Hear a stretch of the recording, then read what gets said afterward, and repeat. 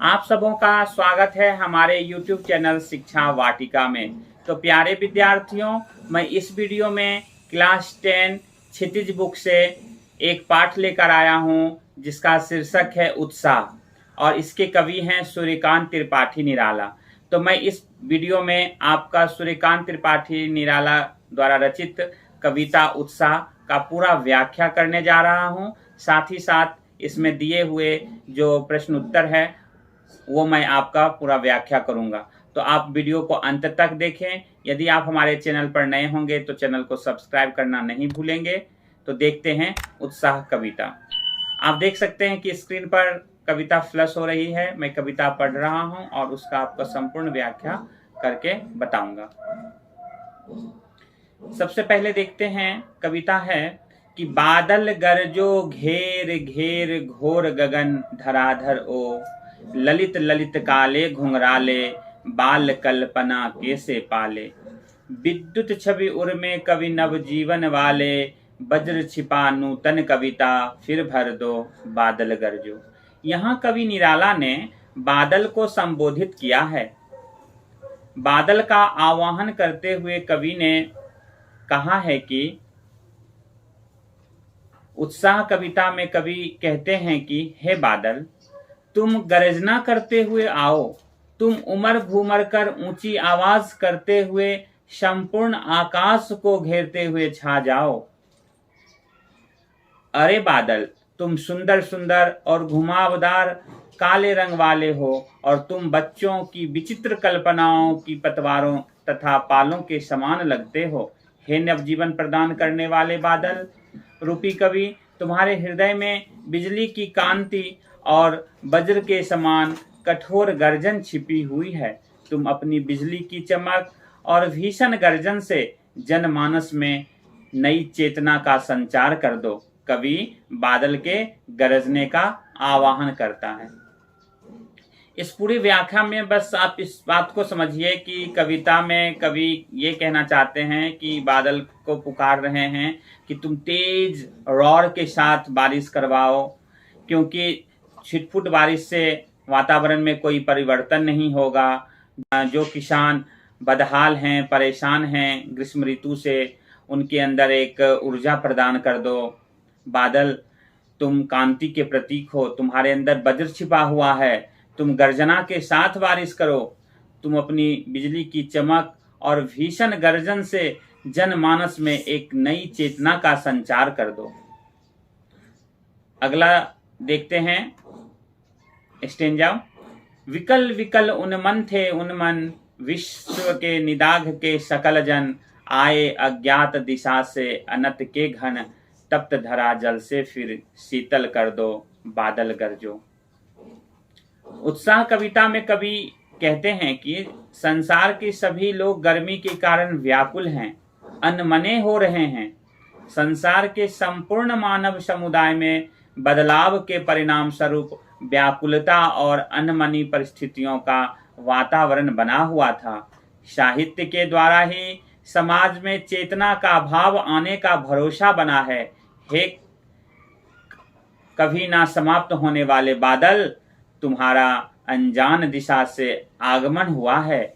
यह धरती गर्मी से तप रही है, तुम जल बरसाकर इसे शीतल कर दो। साहित्यकार अपनी रचनाओं के माध्यम से लोगों को इस प्रकार प्रेरित करें कि संसार में विचारों के मतभेदों से होने वाली क्रांतियों का वातावरण शांत हो जाए। हे बादल, तुम घोर गर्जन करते हुए आकाश मंडल में छा जाओ।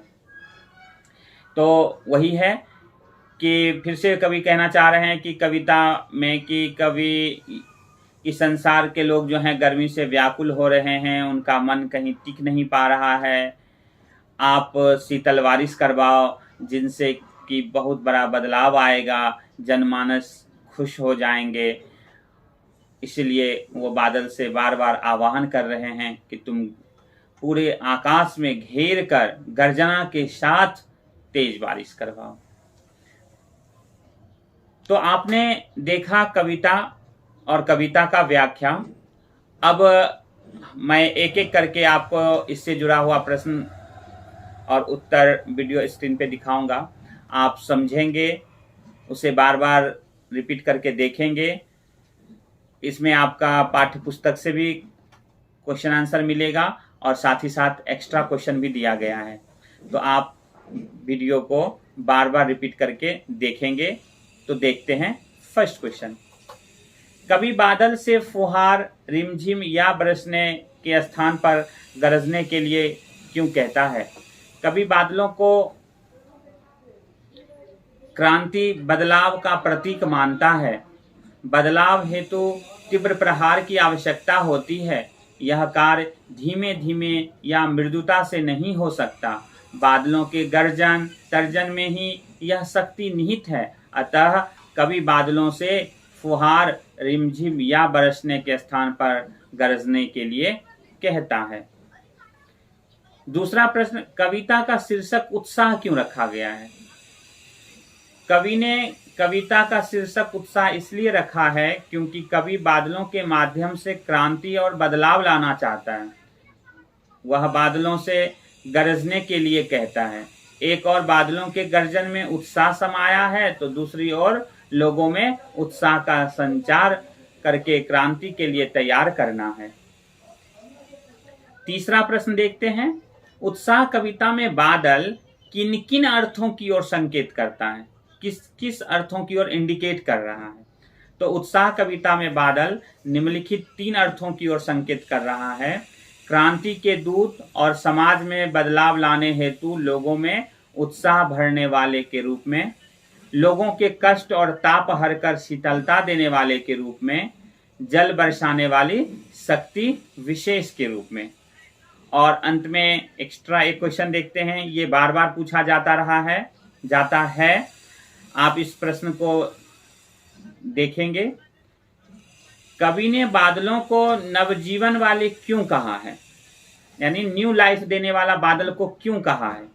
बादल तप्त धरा पर जल बरसाकर धन धान्य को संभव बनाते हैं। साथ ही बादल प्यासों की प्यास बुझाते हैं। इस तरह एक अर्थ में वे लोगों को नवजीवन प्रदान करते हैं। इसीलिए कवि ने उन्हें नवजीवन वाले कहा है। तो इस तरह से आपका उत्साह कविता का व्याख्या और प्रश्न उत्तर समाप्त हुई। विद्यार्थियों, आपसे आग्रह है कि आप इस कविता के व्याख्या को बार बार सुनें, पढ़ें, देखें, जिससे कि आपका उत्साह कविता का सारा कॉन्सेप्ट आपको अच्छी तरह से आ जाएगा। परीक्षा में इससे प्रश्न अवश्य ही रहते हैं। सूर्यकांत त्रिपाठी निराला छायावादी कवि थे, बहुत ही फेमस कवि थे। इसीलिए इनसे जुड़ा हुआ जो ये पार्ट है, इससे कविता का जो हो सकता है कि आपको गद्यांश दिया जाए, या हो सकता है तो आपका इससे प्रश्न निकाल के दे सकता है। इसीलिए इस कविता को आप इग्नोर नहीं करेंगे, ध्यान से पढ़ेंगे, देखेंगे और हमारे वीडियो को लाइक और सब्सक्राइब करना नहीं भूलेंगे। फिर मिलते हैं अगले वीडियो में। तब तक के लिए धन्यवाद।